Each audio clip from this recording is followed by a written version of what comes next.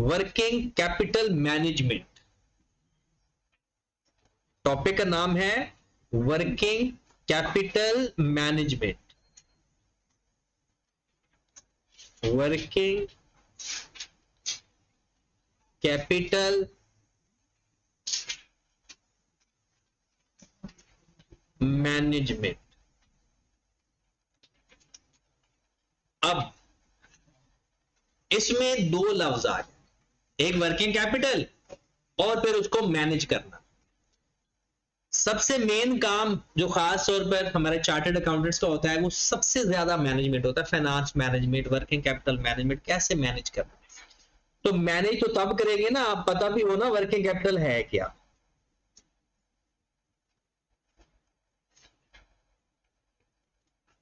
देसी अंदाज में पढ़ाऊंगा। कैपिटल सरमाए को कहते हैं, वर्किंग कैपिटल फिर किसे कहते हैं, वो सरमाया, वो फंड, वो पैसा जो हमारे बिजनेस में चल रहा है, जो डे टू डे ऑपरेशन में सरमाया काम आ रहा है, उसे बोलते हैं वर्किंग कैपिटल। एक सादा अल्फाज में, जो डे टू डे ऑपरेशन को मीट करने के लिए सरमाया हमारे बिजनेस में फ्लो कर रहा है, उसे वर्किंग कैपिटल कहते हैं। एक तो होता है ना लॉन्ग टर्म कैपिटल, जिसे शेयर कैपिटल बोलते हो। अब वर्किंग कैपिटल अगर कोई आपसे पूछे पहले तो ये कि ये वो कैपिटल है जो आपका डे टू डे ऑपरेशन को मीट करने के लिए रिक्वायर्ड होता है। लेकिन अगर सादा न्यूमेरिकल फॉर्म में देखो तो वर्किंग कैपिटल कहते हैं करंट एसेट्स और करंट लायबिलिटीज को। कैश फ्लो स्टेटमेंट तो सबने पढ़ा हुआ है ना, वर्किंग कैपिटल चेंजेस पढ़ते थे। वर्किंग कैपिटल चेंजेस में कौन कौन सी चीजें लेते थे, all current assets and current liabilities. तो यहां पर वर्किंग कैपिटल मेरे भाई आपके पास है current assets minus current liabilities. Current assets minus current liabilities, current assets minus current liabilities. अब कह सकते हो working capital is the excess of current assets over current liabilities. क्या ये लफ्ज सही है? Working capital is excess of current assets over, okay की बात। अच्छा, जो इसका आंसर आएगा इसका मतलब बड़ा इंटरेस्टिंग है।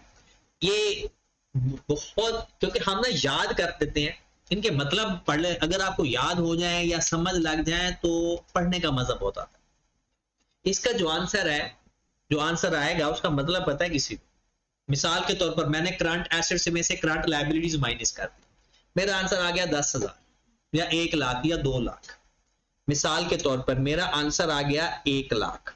मैंने करंट एसेट्स में से करंट लायबिलिटीज माइनस कर दी, मेरा आंसर आ गया 1 लाख। अब्दुल्ला लश्कर, इस 1 लाख का मतलब बता सकते हो? कैपिटल के लिए, वर्किंग कैपिटल के लिए मुझे कितना फंड रिक्वायर्ड है? चले ठीक है, किसी हद तक। और कोई बंदा कंट्रीब्यूट करना चाहे? ताहा खान, कुछ लायबिलिटीज पे करके मेरे पास कितने एसेट्स बच गए हैं? Okay Nisha, topper of the class, जो मेरे वर्किंग कैपिटल की रिक्वायरमेंट है वो 1 लाख है। हाँ जुहा, अब जरा इंटरेस्टिंग बात सुने, ये सारी बातें आप लोग ये ओरिजिनल बात सुने। मेरे एसेट्स कैसे क्रिएट होते हैं पता है? Assets is equal to equity plus liability होता है। आपके जो एसेट्स क्रिएट होते हैं ना, बेसिकली लायबिलिटीज उसके बदले क्रिएट हो रही होती है। मैंने स्टॉक खरीदा, मेरे एसेट बढ़े, मेरी लायबिलिटी भी बढ़ गई। एक तो होता है ना कैश कम हुआ, परचेज टू कैश, और परचेज टू अकाउंट पेएबल की मैं बात कर रहा हूं। मेरे सारे एसेट्स जो मेरे करंट एसेट्स की जरूरत है वो मेरी करंट लायबिलिटीज ने पूरी कर दी, लेकिन 1 लाख क्या जो मेरा आंसर आ रहा है, ये करंट एसेट्स करंट लायबिलिटी से पूरे हो सके हैं या नहीं, या ये और है? ये 1 लाख रुपए के लिए हमें इक्विटी फंड की जरूरत पड़ेगी, लॉन्ग टर्म फाइनेंसिंग की जरूरत पड़ेगी। मतलब करंट लायबिलिटी तो आपने माइनस कर दी, आपके पास एक साइड पर एसेट पड़े हैं, एक साइड पर लायबिलिटीज पड़ी हैं। आपकी लायबिलिटी से एसेट क्रिएट हो रहे होते हैं, इक्वेशन है asset is equal to equity plus liability, और फिर एसेट इज इक्वल टू हो गया, मैं अगर ये लिख दूं non current assets plus current asset is equal to equity plus non current liability plus, अब ये एक दूसरे को क्रिएट कर रहे होते हैं, करंट एसेट्स क्रिएट हो रहे होते हैं कैसे, करंट लायबिलिटी से। आपने शॉर्ट टर्म लोन लिया, एंट्री क्या पास करोगे, cash debit loan credit, asset भी बढ़ा, एसेट कैसे क्रिएट हुआ, लायबिलिटी के बदले। आपके पास स्टॉक पड़ा हुआ है, उधार पे खरीदा हुआ है, अगर आपके करंट एसेट्स ज्यादा हैं, करंट लायबिलिटीज कम है, तो वो जो एक्सेस एसेट्स हैं वो कहां से आए, वो लॉन्ग टर्म फाइनेंसिंग से आए, वो यहां से कवर हुए। क्योंकि ये तो बात कंफर्म है ना, एसेट्स कहां से बनते हैं, इक्विटी प्लस लायबिलिटी, एसेट्स बराबर है इक्विटी प्लस, आपके पास जो कुछ भी होता है कहां से आता है, या तो शेयर होल्डर से या लायबिलिटी से। जो बिजनेस के ऑपरेशन से आता है वो भी तो शेयर होल्डर है, नेट प्रॉफिट इक्विटी में नहीं ऐड करते। तो आपके तमाम एसेट्स, हमेशा क्यों हम लिखते हैं asset is equal to equity plus liability, कि जितना पैसा इन्वेस्ट किया वो किधर पड़ा हुआ है, किधर नजर आ रहा है, वो एसेट्स की सूरत में नजर आ रहा होता है। तो मेरे भाई वर्किंग कैपिटल बराबर होता है current assets minus current liabilities, और जो जितना करंट एसेट ज्यादा होगा इसका मतलब है वो जो जरूरत है वो हम कहां से पूरी कर रहे हैं, नॉन करंट लायबिलिटी से, लॉन्ग टर्म फाइनेंसिंग या फंडिंग से। इसे नेट वर्किंग कैपिटल भी कह सकते हो और वर्किंग कैपिटल भी कह सकते हो, current assets minus current liability. अब करंट एसेट्स को देखते हैं कि करंट एसेट्स किसे कहते हैं, फिर इसकी मैनेजमेंट की तरफ आते हैं। करंट एसेट्स सबको पता है या नहीं पता, लेकिन अब वर्किंग कैपिटल मैनेजमेंट पढ़ रहे हो, ऐसे छोटी सी डेफिनेशन से गुजारा नहीं होना कि जी इसकी लाइफ 12 महीनों से कम है चलो गए, नहीं। अब हमें करंट एसेट की डेफिनेशन देखें, आई क्या, आपने पूरा पैराग्राफ लिख दिया। अब है वही बात, ऐसे एसेट्स जिसको हम 12 महीनों के अंदर कन्वर्ट कर सके इनटू कैश, उसको रियलाइज कर सके, कंज्यूम कर सके या सेल करना चाहे, उसे कहते हैं करंट एसेट्स। ऐसे एसेट्स जिसको विद इन 12 मंथ हम या रियलाइज का मतलब क्या है, कन्वर्टेबल कैश में या किसी और में कन्वर्ट कर दे, या कंज्यूम कर दे 12 महीनों के अंदर अंदर, या फिर सेल कर दे, उसे बोलते हैं। अब करंट एसेट कौन कौन से हुए फिर, inventory, account receivable, short term investment, cash and bank, ये सारे हमारे करंट एसेट्स हैं। अब इनकी जरूरत पूरी करने के लिए क्या क्या चीजें अवेलेबल है, भला अकाउंट पेबल है, अकाउंट पेबल से जरूरत पूरी हो सकती है, कैसे भला, स्टॉक, बैंक ओवरड्राफ्ट से जरूरत पूरी हो सकती है। अगर इससे काम बाहर जाएगा तो वो पैसा कहां से आएगा, नॉन करंट लायबिलिटीज। अब अगर इसको जाकर घर पढ़ लेना, क्योंकि मैंने डिटेल यहां पे आपको पढ़ाना नहीं है, मैंने समझाना है बस। ये those asset business entity intends to realise, sell, consume within the normal operating period. तो नॉर्मल अकाउंटिंग पीरियड 12 महीनों का ही होता है। आगे उसने बता दिया ये inventory, trade receivable, cash and cash equivalent होते हैं। यहां पर देखिएगा जरा इंटरेस्टिंग बात, इन्वेस्टमेंट इन current assets required fund, current asset के लिए पैसा चाहिए, सो excessive investment can tie up capital. इसके बारे में कोई बता सकता है, आप लोग मैनेजमेंट करनी है, कहते हैं अगर आप ज्यादा स्टॉक लेकर रख लोगे, ज्यादा चीजें क्रेडिट पे सेल कर दोगे, तो आपका जो कैपिटल है वो फ्रीज हो जाएगा। आप बेहतर है कि इन्वेंट्री खरीद के रखने की बजाय पैसे बैंक में रखें। इन्वेंट्री ज्यादा खरीदने से क्या नुकसान है हमारा, इन्वेंट्री खराब होने के साथ साथ हमें क्या वो एक्स्ट्रा प्रॉफिट दे रही है, पैसा तो लगा के बैठे हैं, हमें कॉस्ट तो पड़ रही है, उसकी होल्डिंग कॉस्ट पड़ रही है, उसकी फाइनेंसिंग कॉस्ट पड़ रही है, मतलब अगर हमने उधार लेकर दिया है और वही पैसा अगर हम बैंक में रखवा दें, वहां पर हमें इन्वेस्टमेंट मिले, रिटर्न मिलेगा। तो वो क्या कहता है कि आपने ये सोचना है, मैनेज करना है कि आपने कितना स्टॉक लेकर रखना है और कितना फिर उसको। अब अगर दो बातें, यहां पर एक लफ्ज लिखा हुआ है excessive investment can tie up capital. इसका मतलब क्या है, अगर आपने ज्यादा क्रेडिट सेल कर दी या ज्यादा उधार पे चीजें बेच दी या स्टॉक लेकर रख दिया, तो आपका जो फंड है, पैसा है, सरमाया है, वो फ्रीज हो जाएगा। आपको उसके ऊपर इन्वेस्टमेंट तो पड़ रही है ना, आपने पैसा लगाया है तो आपको फाइनेंसिंग कॉस्ट या अपॉर्चुनिटी कॉस्ट तो पड़ रही है, लेकिन उसके बदले आपको कोई एक्स्ट्रा रिटर्न नहीं मिली। अगली बात, therefore the entity should consider reducing या optimizing the level of current asset. Cash is needed to purchase the inventory, no doubt cash हमें रखना चाहिए। अगर आप सारा कैश अपने पास रख लोगे तो उसका नुकसान क्या है भला? क्या कैश पड़ा पड़ा डबल हो जाएगा? तो बेहतर है कहां रखें, फिर अकाउंट में रखते हैं, उसके ऊपर रिटर्न आता रहेगा।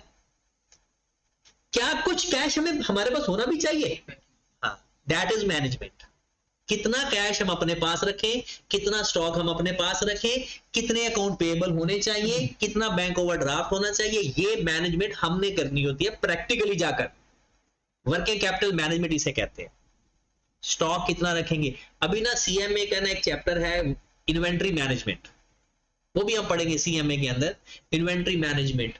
उसके अंदर अगर हम वो पहले पढ़ लेते और ये बाद में पढ़ते तो ये और ज्यादा मजा आना था हमें, लेकिन अब जिसने पढ़ा हुआ है उसको तो पता होगा कि इन्वेंट्री मैनेजमेंट क्या होता है, कि ऑर्डरिंग कॉस्ट ज्यादा हो जानी चाहिए या किस तरह से, वो सारी चीजें हैं उसके अंदर, लेकिन वहां पर जब पढ़ेंगे तो आप वहां पर मजे ले लेंगे। अब अगली बात, अगर आप यहां पर वो कहते हैं and it remains tied up its account receivable when company sells its product on credit, sometime minimum cash is held for operational use and settle liability. इसको एक नजर आपने पढ़ना है, लेकिन कहानी क्या है, करंट एसेट्स को हमने ना तो ज्यादा रखना है और ना इतना कम रखना है। अच्छा, कम रखने से नुकसान बताएं। अगर हमने स्टॉक का लेवल कम रखा है, देखें स्टॉक पे सारा काम हो जाना है, स्टॉक का लेवल मैंने ज्यादा रखा, इसके नुकसानात और फायदे। नुकसान क्या है, सबसे पहला मेरा वो कैपिटल टाई अप हो गया, कैपिटल मेरा फ्रीज हो गया, गुड। नंबर 2, होल्डिंग कॉस्ट ज्यादा होगी, हाँ गुड। फाइनेंस कॉस्ट पता है क्या होती है भला?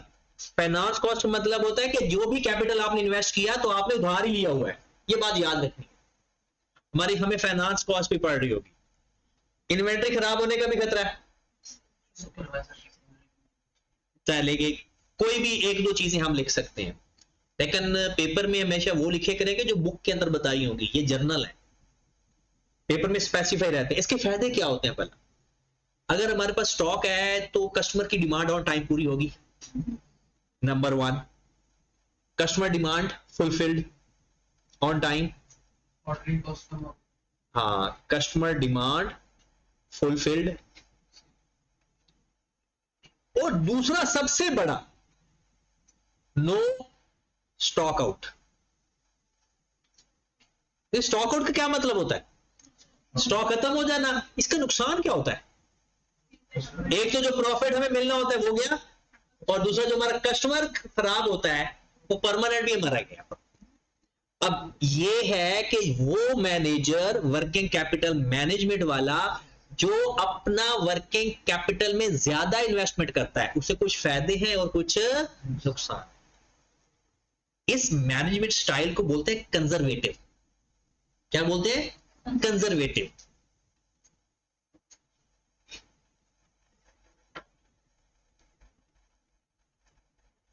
ये कंजर्वेटिव स्टाइल मैनेजमेंट का होता है कि वो रिस्क नहीं लेना चाहता कि भाई मैंने अपने कस्टमर खराब नहीं करने, मुझे कोई कॉस्ट ज्यादा पड़ भी रही है, खैर। एक होता है कम स्टॉक रखने वाला बंदा, वो स्टॉक का लेवल कम रखता है, ये भी एक मैनेजर है। इसको फायदे क्या है? होल्डिंग कॉस्ट कम हो गई, फाइनेंस कॉस्ट भी कम हो गई और जो कैपिटल है वो भी टाई अप नहीं हुआ। कैपिटल आप अदर सोर्सेज में इस्तेमाल कर सकते हो, लेकिन इसके नुकसान भी होंगे। जो उसके फायदे हैं इसके नुकसान है। नुकसान क्या होंगे भला? स्टॉक आउट हो सकता है, आपका कस्टमर खराब हो जाएगा, और दूसरा, और कस्टमर की डिमांड भी ऑन टाइम पूरी। इसको बोलते हैं एग्रेसिव स्टाइल। Aggressive style. अब एग्रेसिव स्टाइल वाला अपना वर्किंग कैपिटल का लेवल कम रखता है, और जो कंजर्वेटिव स्टाइल वाला है वो अपने वर्किंग कैपिटल का स्टाइल, यानी वो अपनी वर्किंग कैपिटल की अमाउंट ज्यादा रखता है। अब कौन सा बेहतर है? कौन सा बेहतर है? वो कहते हैं कि एक साइड पर अगर हम यानी ज्यादा इन्वेस्टमेंट करते हैं, हमारी फाइनेंस कॉस्ट बढ़ जाती है, हमारी प्रॉफिटेबिलिटी कम हो जाती है, और अगर कम रखते हैं तो फिर भी मसले आ रहे हैं। तो एक स्टाइल होता है मॉडरेट। क्या होता है? Moderate style. वो कहते हैं आप ना बहुत ज्यादा स्टॉक रखें, ना बहुत, उसको बाद में रखना है हमने, मेन हमने सीखना है। अच्छा, करंट लायबिलिटी की डेफिनेशन करवाने की जरूरत तो नहीं है ना। ऐसी लायबिलिटी जिसको हमारी नीयत है 12 महीनों के अंदर अंदर सेटल कर देना है, और सबसे ज्यादा दो ही लायबिलिटीज आपकी जिंदगी में है, एक अकाउंट पेबल और एक bank overdraft.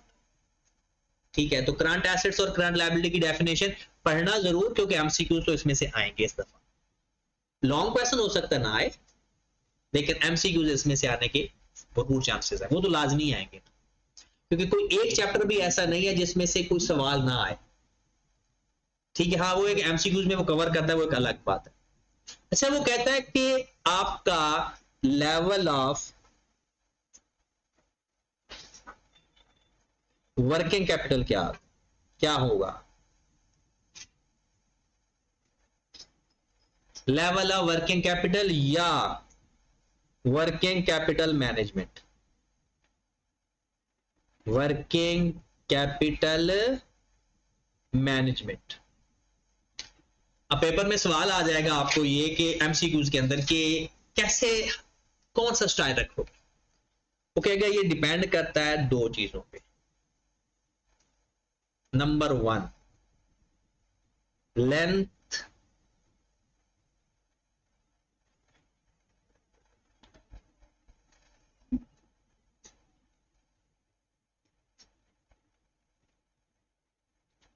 Length of working capital cycle,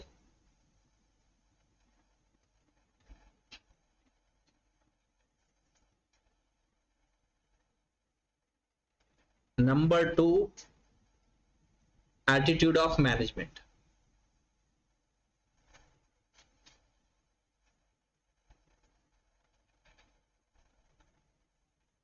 ये एटीट्यूड से क्या मुराद है? कंजर्वेटिव एटीट्यूड है या एग्रेसिव एटीट्यूड? तो अगर सवाल इस दफा आया तो यहां से आने के चांसेस हैं, अगर आया तो 4-5 number. Length of working capital cycle. तो length of working capital cycle का फार्मूला लिख ले। वर्किंग कैपिटल साइकिल, ये न्यूमेरिकल स्टार्ट होने लगा है। Working capital cycle. अच्छा, रेशियो एनालिसिस कितने लोगों ने नहीं पढ़ा हुआ? वर्किंग कैपिटल साइकिल या इसको कैश ऑपरेटिंग साइकिल भी बोलते हैं।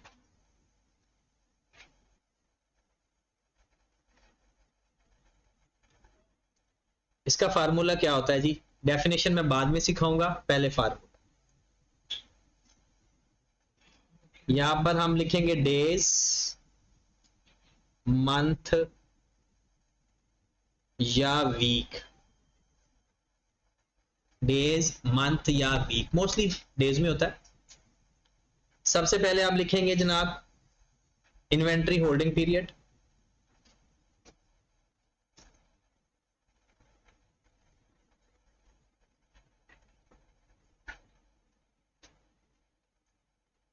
सपोज मैं लिख भी देता हूं 50 डेज। एवरेज कलेक्शन टाइम,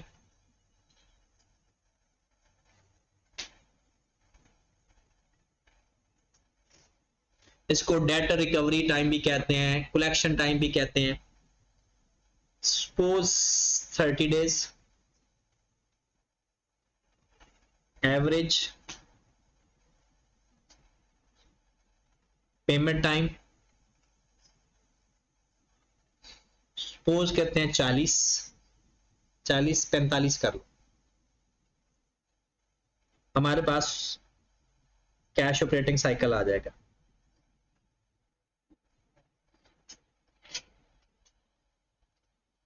हाँ जी, कितना आगे कैश ऑपरेटिंग साइकिल, कितना 45 या 35?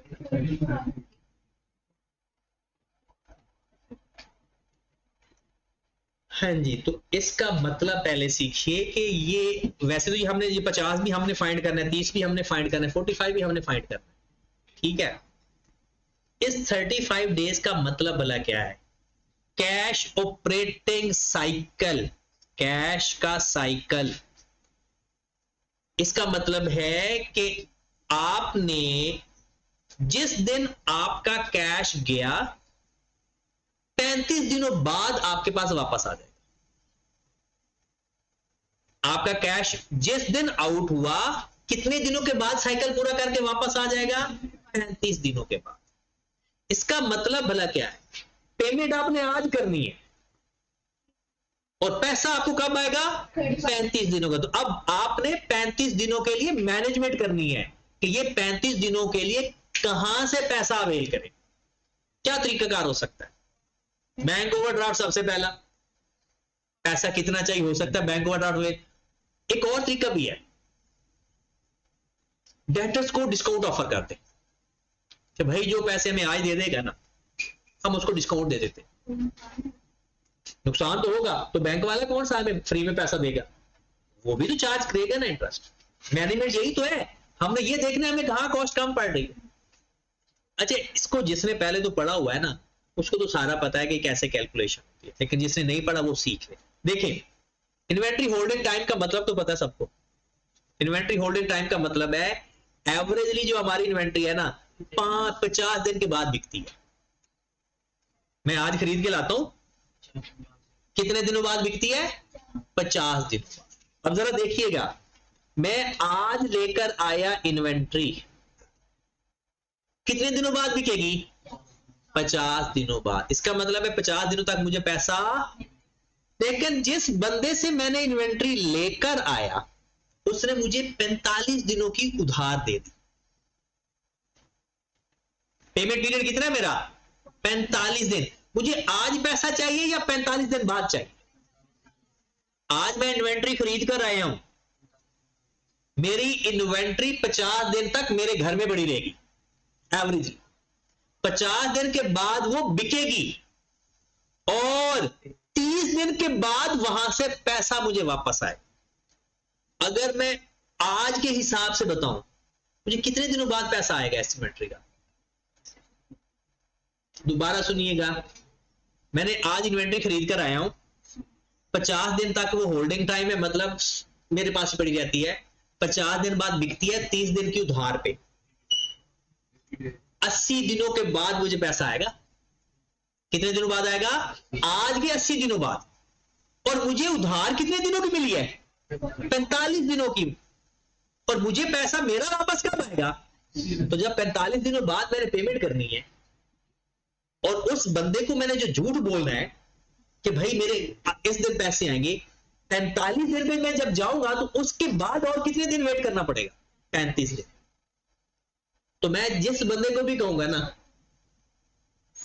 मैं जिस बंदे को भी कहूंगा उसे ये कहूंगा कि यार मुझे उधार दे दो पैसे, कब? आज चाहिए या आज के 45 दिन बाद चाहिए?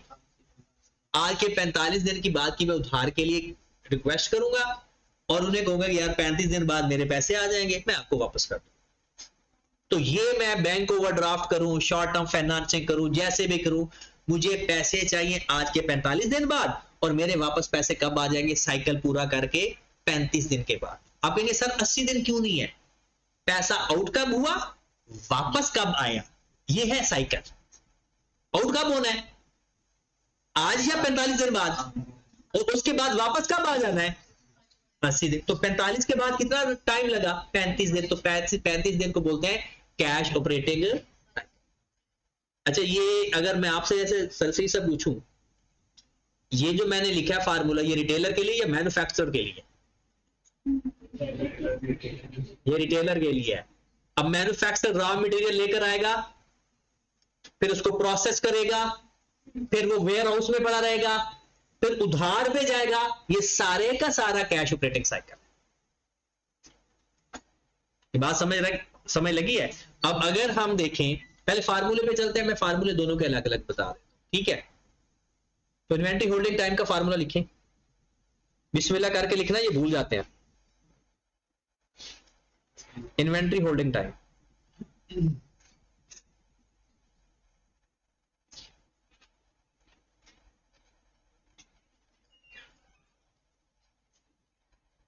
Inventory holding time, average inventory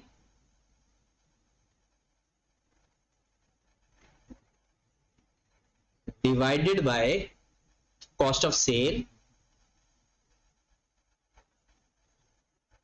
multiplied by 365 या 52 या 12।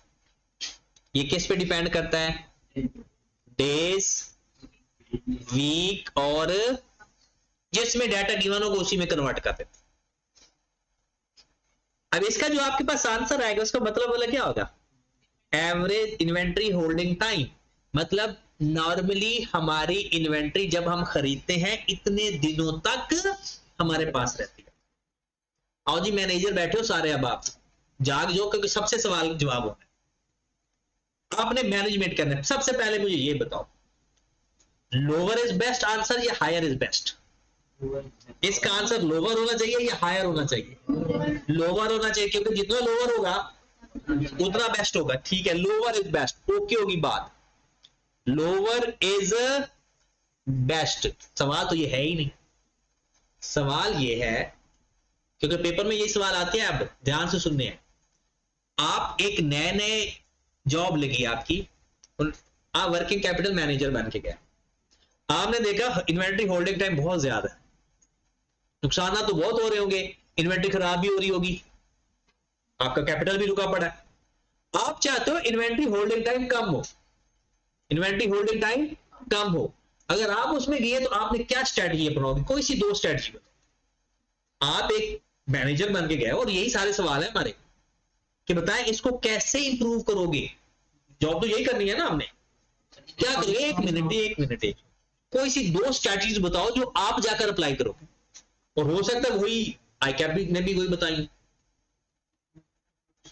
इन्वेंट्री नहीं देख रही एक बंदे की जिस जगह पर आप जॉब कर रहे हो, मतलब काफी लेट हो जाती है, क्या कर जाकर क्या प्लानिंग करोगे? जाकर ऊंची आवाज में ट्रेड डिस्काउंट ऑफर करोगे या कैश डिस्काउंट? ट्रेड डिस्काउंट, क्योंकि कैश डिस्काउंट तो रिकवरी वाला होता है। आप सबसे पहले ट्रेड डिस्काउंट ऑफर करोगे कि चले, एक हो गया। और मार्केटिंग बूस्ट करोगे, एडवर्टीजमेंट करोगे। इसके अलावा निशा आप बताओ। सॉरी, एडवर्टीजमेंट तो वो हो गया ना, कोई एक आधा और बताओ। दो बताने होते हैं वैसे पेपर में मोस्टली। क्वालिटी ऑफ प्रोडक्ट, उसकी पैकिंग वगैरह बेहतर करोगे, improve the quality of the product, offer trade discount, और सेल प्रमोशन इंप्रूव करोगे। इससे आपकी सेल बेहतर होगी, सेल बेहतर होगी तो होल्डिंग टाइम ऑटोमेटिकली कम हो जाएगा। हाँ, वो आपसे ये भी पूछेगा क्या वजह है कि इसका एक होल्डिंग टाइम ज्यादा है, तो हम क्या करेंगे?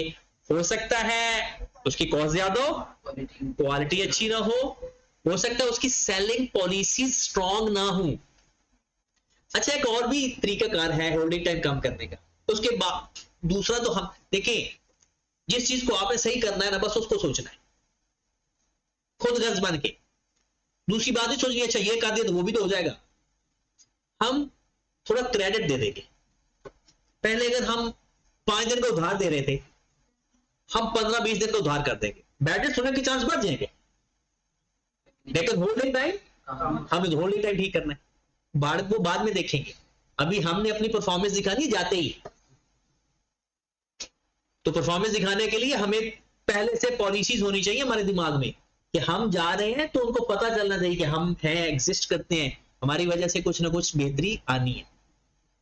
पहली बात, holding time lower is best. दूसरी बात, अगर किसी का हायर है तो उसको कैसे रिड्यूस करना है, वैसे तो किताब में भी लिखा हुआ है, अगर आपने लिखना है तो नंबर 1 आपने ऑफर ट्रेड डिस्काउंट,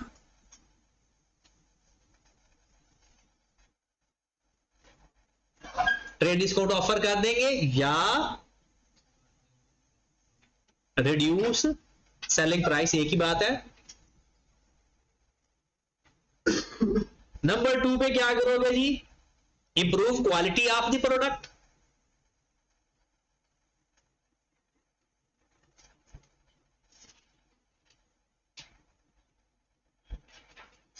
तीसरे नंबर पर क्या आपके पास स्ट्रेटजी है जी, improve selling, effective selling policies, ऐसे लिख लो, अच्छा लफ्ज है, effective, introduce effective selling policies, introduce effective selling, ये है धोखा ही बस, ये जो ऊपर लिखा हुआ है ये वही बातें हैं, वो भी सारी इफेक्टिव सेलिंग पॉलिसीज ही है ना, लेकिन एक नंबर बढ़ाने के नंबर हमारा एक बढ़ जाए। उसके बाद एनहांस या effective sales, 1 get free, free home delivery, ये सारी इफेक्टिव पॉलिसीज हैं। अब आप देख रहे हैं कि ऑनलाइन करना फ्रॉड होना शुरू हो गया, सेल काम का जी हमारा पार्सल आएगा, पहले खोले बाद में पेमेंट करें, एतबार बढ़ गया लोगों का। फिर उन्होंने कहा जी आप इस्तेमाल करके भी वापस कर सकते हो, और एतबार बढ़ गया लोगों का। तो ये सारी की सारी क्या चीजें हैं, selling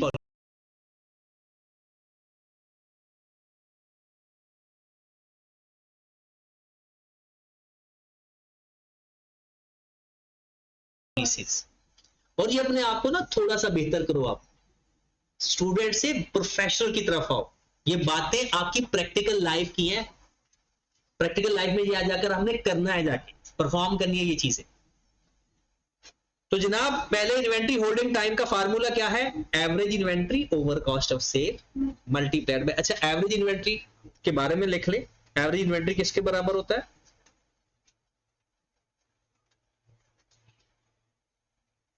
opening stock plus closing stock divided by 2, opening stock plus closing stock divided by 2। नीचे लिखें, if opening stock is not given, if opening stock is not given, then closing stock treated as average stock। ये नहीं कि average को 0 लेकर plus करते closing, नहीं, अगर ओपनिंग क्लोजिंग दोनों गिवन है तो दोनों को प्लस करके 2 पे डिवाइड कर दे, और अगर दोनों में से सिर्फ क्लोजिंग स्टॉक गिवन है तो बस एज इट इज उसी को ही एवरेज स्टॉक मान लेना, कोई फिर प्लस माइनस करने की जरूरत नहीं।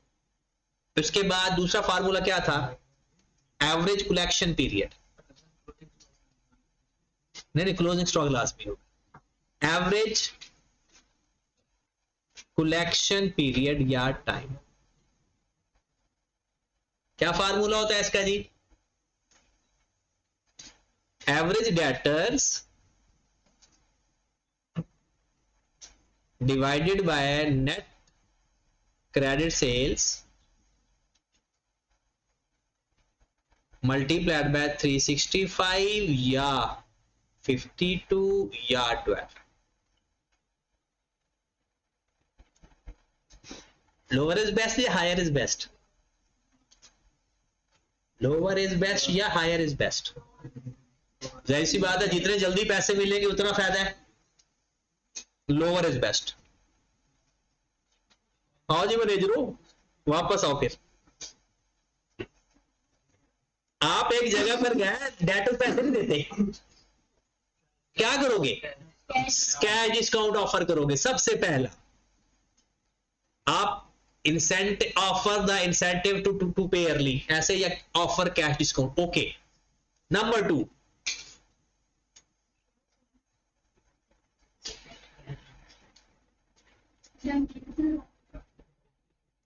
और क्या करोगे कि वो पैसे जल्दी आ जाएं, या ये होल्डिंग टाइम, कलेक्शन टाइम हमारा कम हो जाए। इन्वेस्टिगेट करोगे वो तमाम डेटर्स जो साल साल पैसे नहीं देते, उनको दोबारा ट्रांजैक्शन ना करो, उनके साथ ट्रांजैक्शन करना बंद कर दो, उनको उधार देना बंद कर दो, ताकि जो बैड डेट्स होने हैं वो तो होने हैं, लेकिन मजीद कोई बैड डेट्स ना हो। क्रेडिट टर्म्स थोड़ी सी बेहतर करो। देखिए लफ्ज, जब यहां पर लफ्ज इस्तेमाल करना है, credit term, improve credit terms, effective credit terms, और वहां पर सेलिंग पॉलिसीज। तो सबसे पहले तो number 1, how to reduce offer cash discount. Number 2, improve and effective credit. अब इसमें पहले क्या क्या चीजें आएंगी? टाइम थोड़ा कम कर दो, जो 6-6 महीनों की उधार दे रहे हो, टाइम कम कर दो, 5 दिन 10 दिन की उधार पे ले आओ, ताकि वो जल्दी पैसे कलेक्शन जल्दी होने के चांसेस होते। फिर 2 नंबर लोगों को पैसे उधार देना ही बंद कर दो। सिक्योर सेल करना शुरू कर दो, गारंटी लेना शुरू कर दो, बैंक की गारंटी, थर्ड पार्टी की guarantee. Start sales with guarantee या security.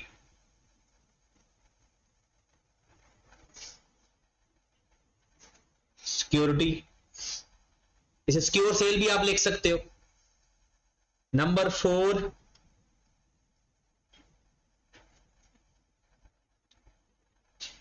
Stop transactions with defaulter customer.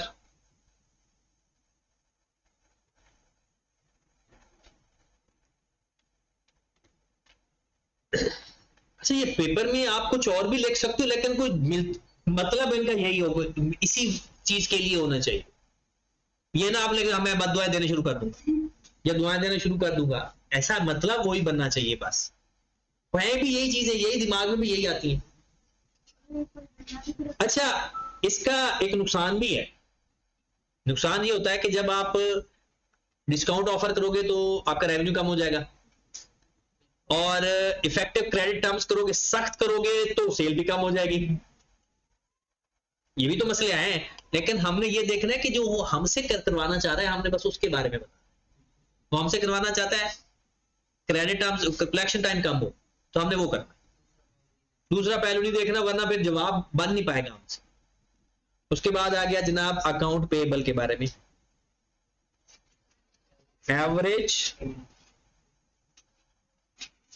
Payment time, यहां पर फंसोगे।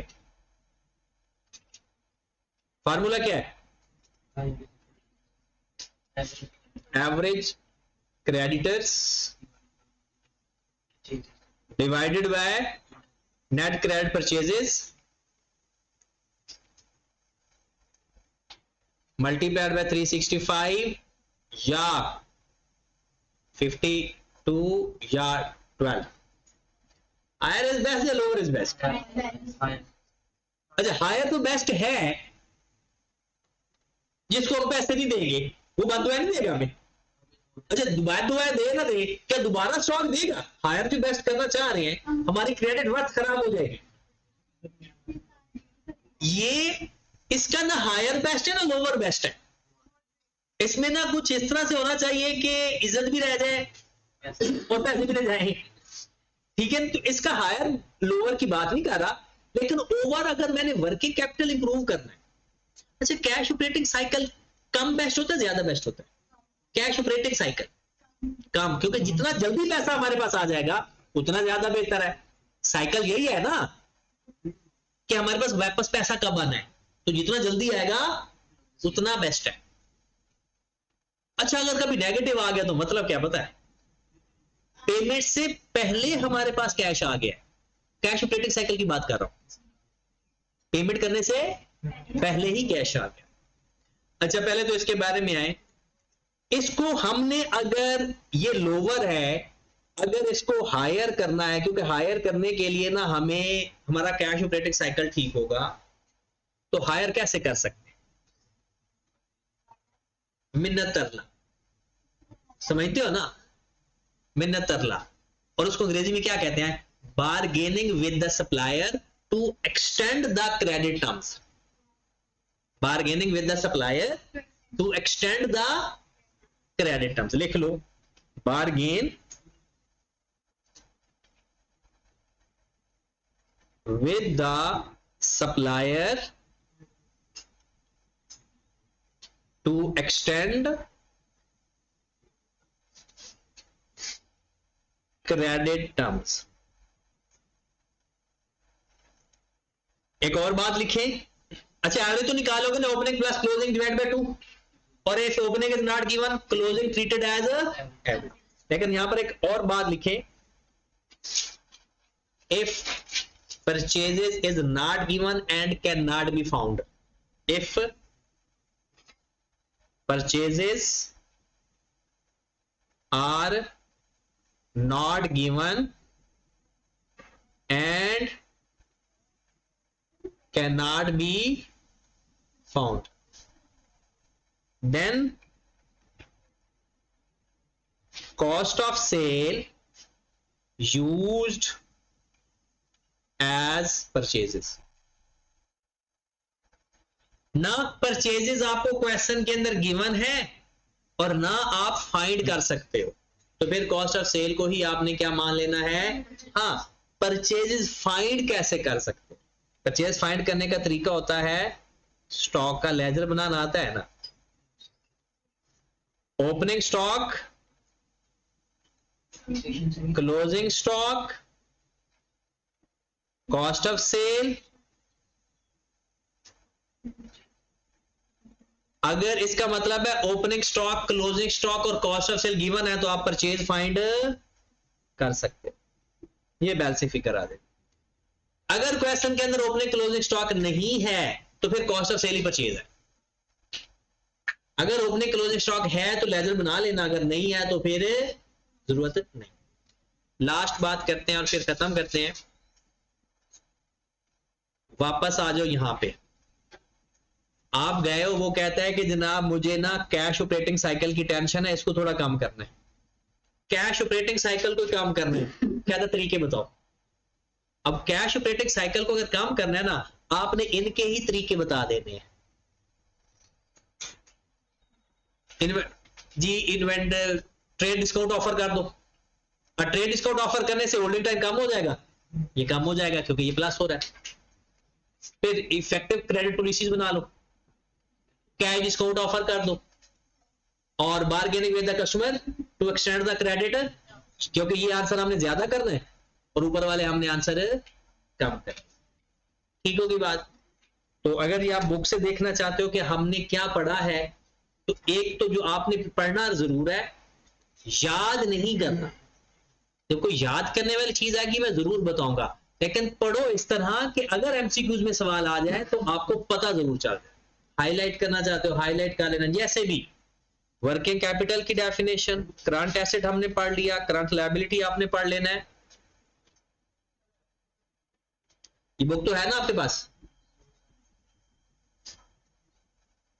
उसके अंदर ग्रुप में है, सॉफ्ट में, सॉफ्ट की बात कर रहा हूं। अब ये उसने ओवरऑल वर्किंग कैपिटल का फॉर करंट एसेट्स लिखकर माइनस कर दिया करंट लायबिलिटीज को, ये बात हमने पढ़ी है, आपने लाजमी इसको देखना है।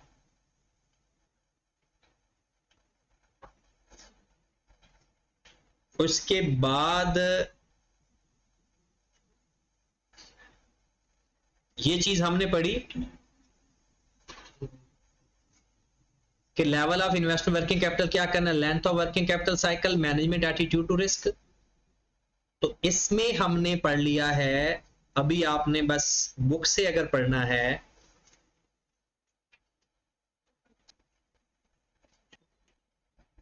कैश ट्रेड आपने देख लेना, तो लाजमी पढ़ना, कुछ नई वोकैब ऐड हो जाएगा।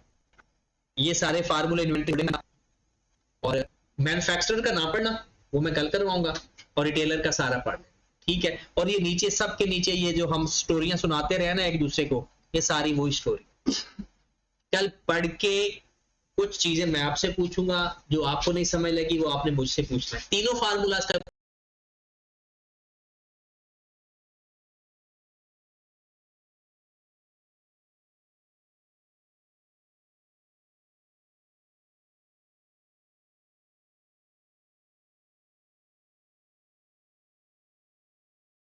पढ़ के आना है, होल्डिंग टाइम का भी, कलेक्शन टाइम का भी और पेमेंट टाइम का भी।